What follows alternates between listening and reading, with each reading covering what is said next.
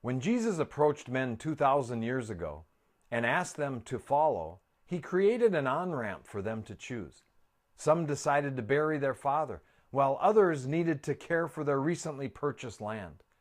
A few left their nets and even their father behind and immediately followed Jesus. I'm Tom Miller, pastor of the great people who make up Central Assembly in the great port city of Superior, Wisconsin. And this is Fuel for the Fire. It's volume 664, Looking for Modern Day Disciples. Those willing to follow became disciples. The working definition of disciple is a learner. But in reality, a disciple is much more. A disciple is someone who systematically and progressively rearranges their life around becoming like Jesus. Those who wanted to bury their father or manage their lands would have been agreeable to taking a night class, but the price they were willing to pay would be minimal. Those who followed left their nets. This indicates they were putting Jesus above their occupation. Their job was not more important than their relationship with Jesus. They also left their father. This tells us even our family shouldn't usurp the place God has in our life.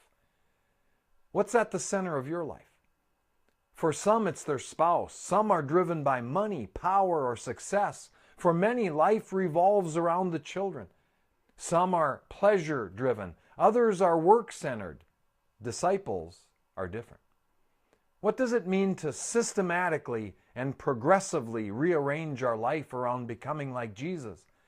Systematically means it's not haphazard. There's a plan in place. We attend church, we participate in small groups, we read our Bible, and we spend time in prayer. Like someone who enlists in the army, our life is reordered as we work toward becoming what we're called to be. Progressively means we're continually growing. We're farther along in the process today than we were yesterday, and tomorrow we'll be farther along than we are today.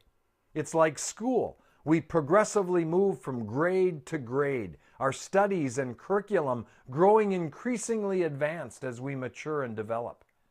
Does any of that describe you? Or are you the one who has other things to tend to?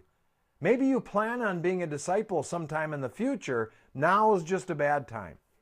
Perhaps work is too busy. Our children, our aging parents, just too demanding.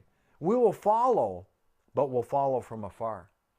And as for rearranging our life, we're simply unwilling to place job or family behind Jesus. It surfaces in the reasons we miss church and the list of reasons we can't serve, and it's reflected in our cringe every time we receive our giving statement in the mail. We always intend to do more, be more, and give more, but life has a way of getting in the way. Just like 2,000 years ago, Jesus is looking for modern-day disciples. There's an on-ramp for you to take, but you must be willing to rearrange your life around Jesus before it can work. That's the way I see it. And that's a little fuel for the fire. And remember, I love you guys.